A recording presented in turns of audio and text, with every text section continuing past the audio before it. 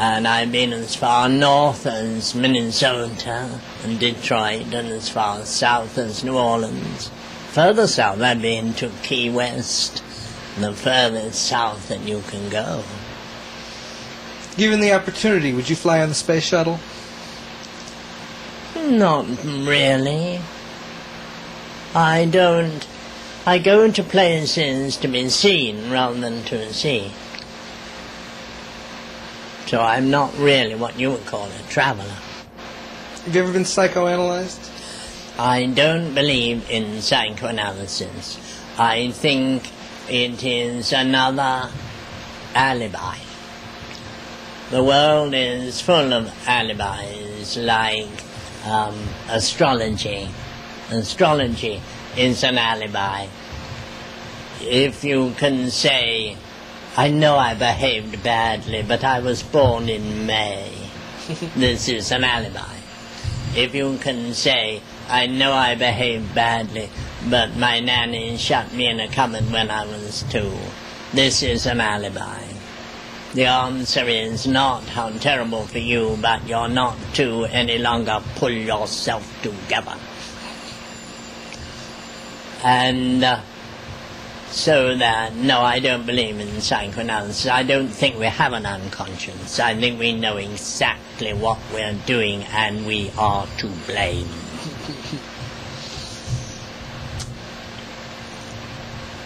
You are now entering your 9th decade. Yes. Do you think much about death? I think about death, and I try to think about it a lot so as to get used to the idea. I hope to die fairly soon, because I've got to die before my clothes wear out, or else I would have to buy some more, which would be worrying. So I trust that I'll die in the next year or 2, but I wouldn't mind dying tomorrow, or now.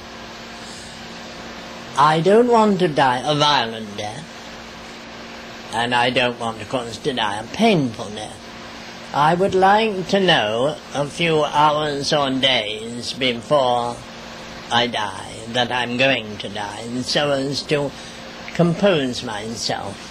But I have made a will, though I have almost nothing to leave.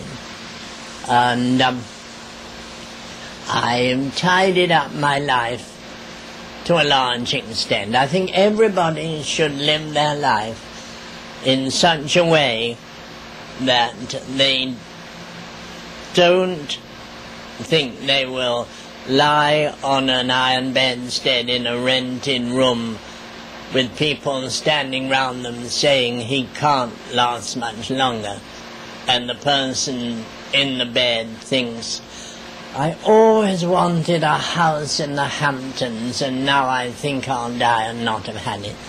I think you have to live your life as though you might only ever have one thing you really want, and you should decide now what that is, and you should move, if you possibly can, toward it. Of course, I know the world is full of people who spend all their energy just staying alive. I mean, the world is full of them. But if you have any choice at all, I think you have not to think, I'll think about that later. I think you have to think about it now.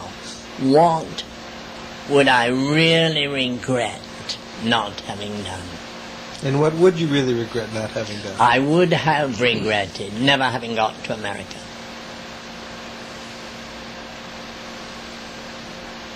What do you think will happen when you die?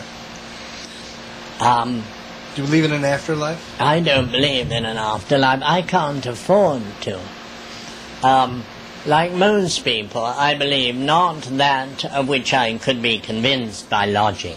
I believe what my temperament inclines me to believe. And the one thing I wouldn't wish on my worst enemy is eternal life.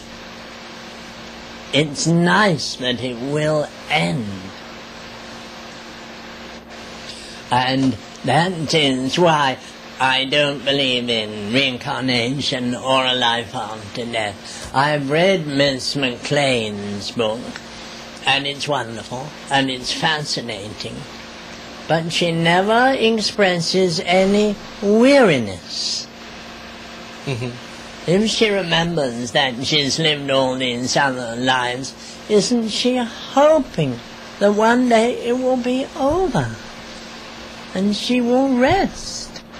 You know how Uncle Vanya ends when the girl says, "When we are dead, we shall smile at our sufferings. God will be kind to us, and we shall rest." What would you like on your tombstone? I don't really mind. People have asked me that. What would you like to have written on your tombstone? How do you wish to be remembered? It won't matter. I shall be dead.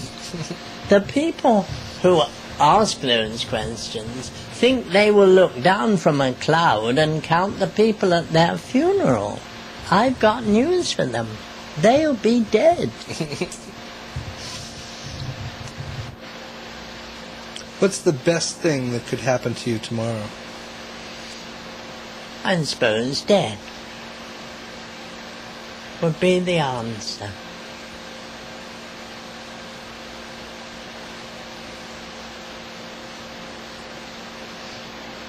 I don't know how to follow that.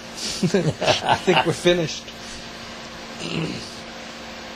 I thank you for putting up with this on this hottest of hot New York nights. It's been a pleasure. Well, I hope so. It's been a pleasure to speak with you. Thank you, Quentin Crisp.